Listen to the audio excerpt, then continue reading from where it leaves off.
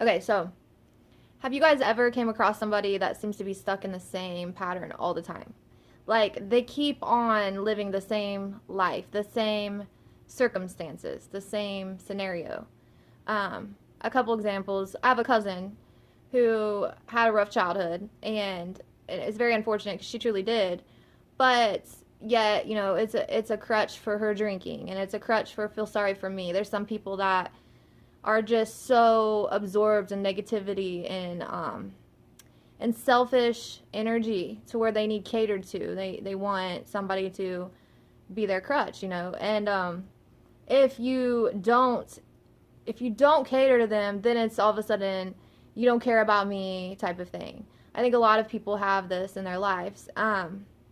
People like that, honestly, excuse me, you can't you really can't help people that don't want to help themselves. And a Christian way would be, yeah, you want to try to help people. Through my experience of traveling on the other side, I've realized that you can't help everybody. There's some people that you just can't help.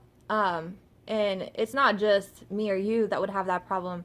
I mean, Jesus doesn't help everyone unless they seek help through him. You know what I'm saying? Like, if you don't have the will and drive within you, or the person you're dealing with doesn't have the will to fix things themselves within, because healing does come within, you're not going to be able to fix them. And the best thing you could do is separate yourself from that.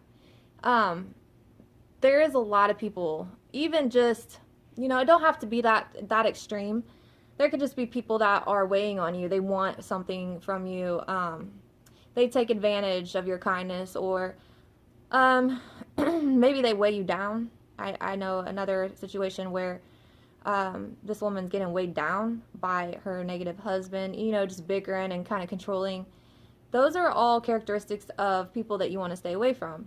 And what's crazy is some of these people are Christian. They'll go to church faithfully, but they come out negative and self-absorbed and needing something from someone, or placing guilt on people. This type of personality comes from the subconscious, okay? And the subconscious is what controls our soul. So, just like we have a brain here, when we die, we have our soul brain is our subconscious. And so it's kind of cool when you're alive, because we have all of it going on at once. And I know sometimes it's confusing to people, because even scientists can't really pinpoint what the subconscious is, or how it works, or what it's made out of.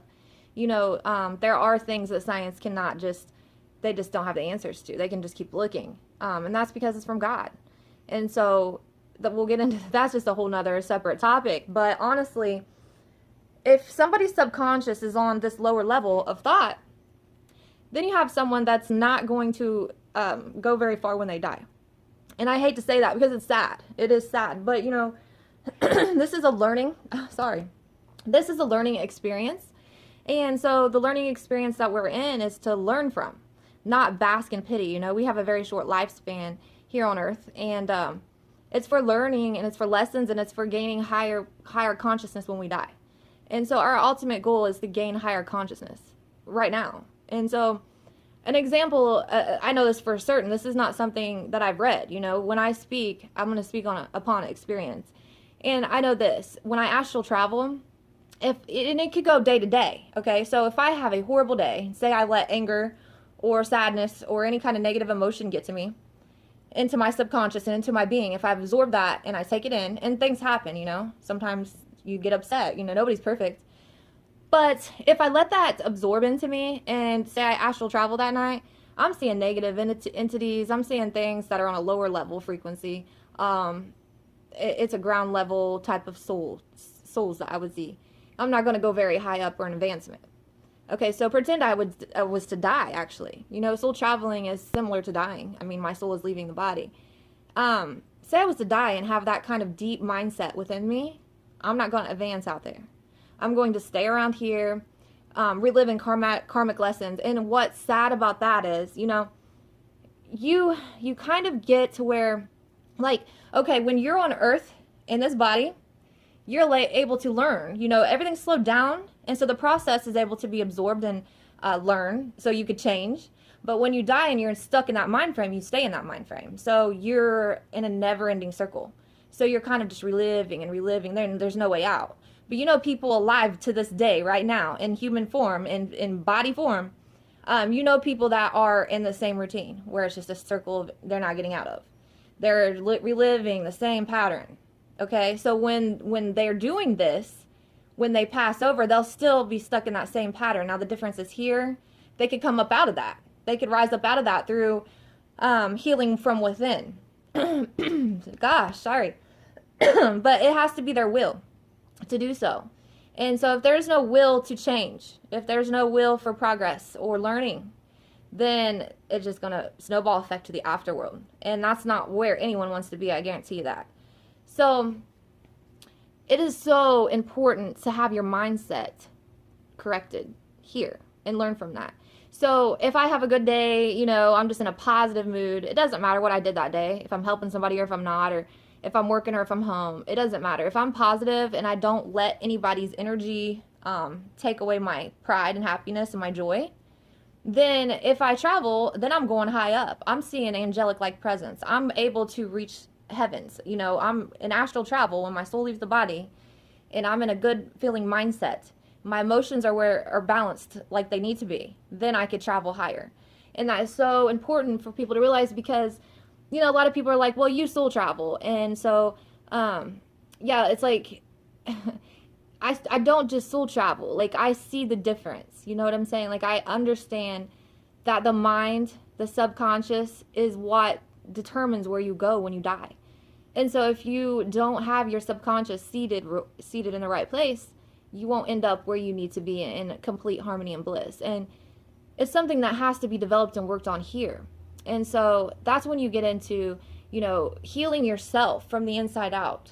And it's not easy all the time. And, you know, as soon as you feel like you got everything out, you know, something's going to creep up and be like, oh, you know, there's always something that people are working through. But that's just normal because we all are living this human experience.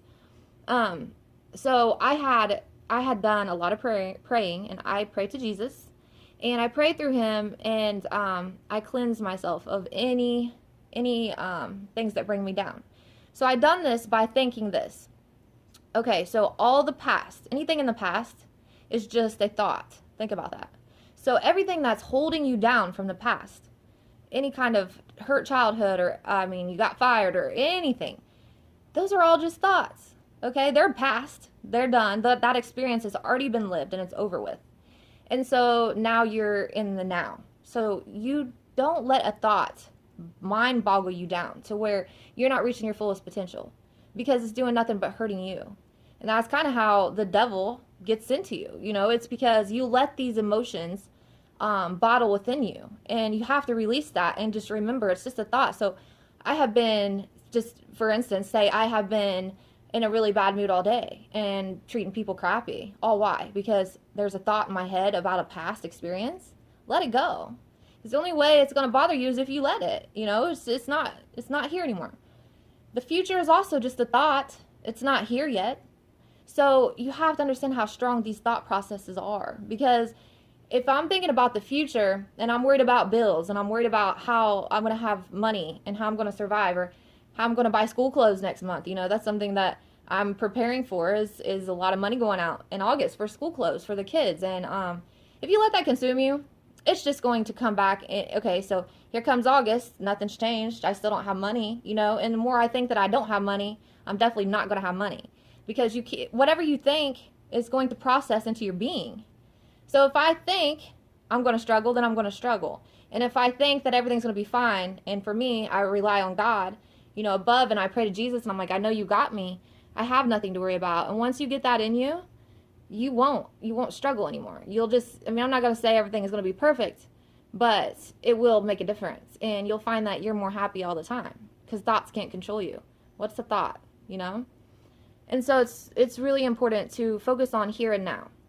So if I have any suggestion as far as emotions go, is just to stay in the here and now. Do what makes you happy. Wake up.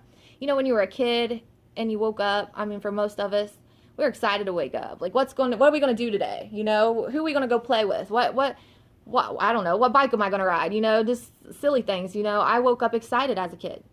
And now I wake up like, oh, another day. You know, you cannot do that. In the Bible, it actually says that we're supposed to be childlike, and childlike people can go to heaven and will go to heaven. And it's like, it's so real. Like, just be happy in the moment, you know? And so I really suggest that. And as far as the people that want to bring you down, stay away from them. And I know that's hard. I have people that are really close to me that I love them, but they'll call and they'll bring me down by worry and I'm worried about this, or what about this girl, or can you believe this girl did that? It's gossip. It's useless. It's needless. It's words, just nonstop words that affect the emotion, that weigh a person down.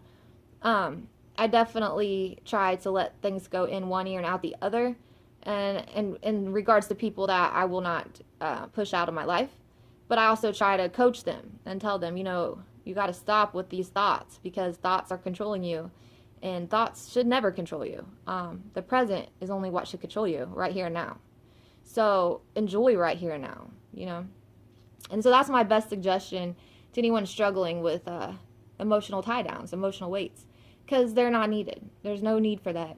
And in order to rise above in your spiritual journey, here and now, but also when you die, you cannot have this baggage. You cannot have negative baggage. You can't have gossip. You got to truly be okay within yourself, and it takes some work. And that's what we're here to do, is to learn that and to find our own happiness here on earth. And once we get there, then we are ready to go on to our other experiences. So I'll get more into that later. And I'm sorry this took so long to do a video, but I've just been really busy lately. But I'll try to stay up on these, so I hope you guys stay tuned. And please hit the like and subscribe. I need subscribers so we can build this channel. And yeah, thanks for watching.